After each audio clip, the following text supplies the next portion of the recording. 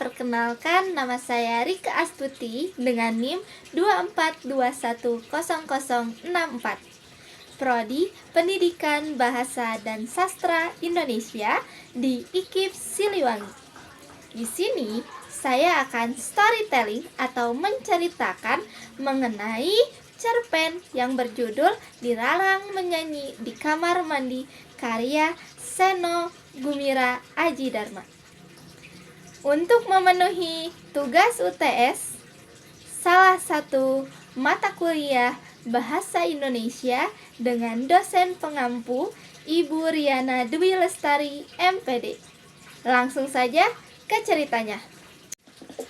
Pernah nggak sih kalian menyanyi di kamar mandi? Ternyata di dalam cerpen ini menyanyi di kamar mandi itu dilarang. Kenapa? Karena pada suatu hari itu warga melapor kepada Pak RT bahwa merasa resah. Kenapa? Karena adanya suara nyanyian yang ada di kamar mandi yang membuat para suaminya itu berhayal yang tidak-tidak dan membuat ketidakharmonisan rumah tangga gitu. Padahal ya si Jus ini, yang wanita muda yang menyanyi di kamar mandi ini, tidak sepenuhnya salah karena hanya menyanyi di kamar mandi. Yang salah itu si suaminya yang berhayal yang tidak-tidak gitu. Dan setelah itu ternyata si ibu-ibu tersebut itu menginginkan bahwa si Jus ini diusir. Pak RT kebingungan lah, kenapa harus diusir? Karena dengan kita menyalahkan Jus menyanyi di kamar mandi itu sudah sangat salah gitu, apalagi diusir gitu.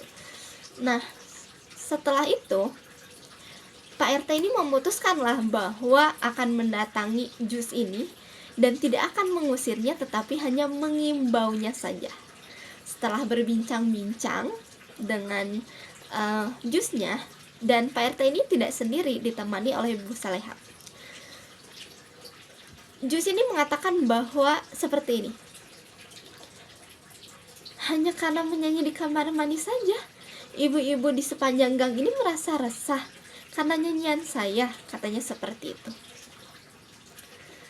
Terus dengan besar hati Jus ini dengan pengertian dia mengatakan kepada Pak RT bahwanya seperti ini, baiklah kalau itu memang maunya, saya usahakan bahwa saya tidak akan lagi menyanyi di kamar mandi.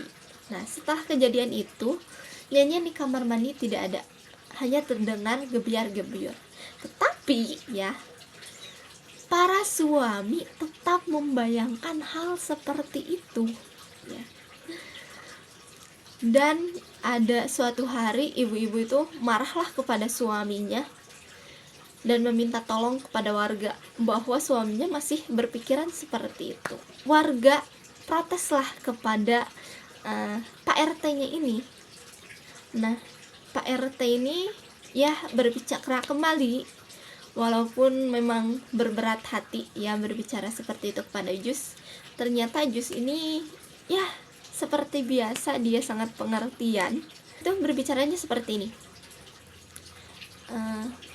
Baiklah Pak, tidak usah pusing, saya akan pindah ke Kodium supaya tidak mengganggu banyak orang, katanya seperti itu. Dan Pak RT tidak bisa apa-apa di situ, stuck ya di sana. Setelah itu ya Jus tidak ada, tetapi keresahan itu masih ada ternyata, karena yang bermasalah bukan Jusnya. Setelah berbincang lagi kepada warga, Pak RT itu sebenarnya pusing 7 keliling memikirkan harus bagaimana lagi.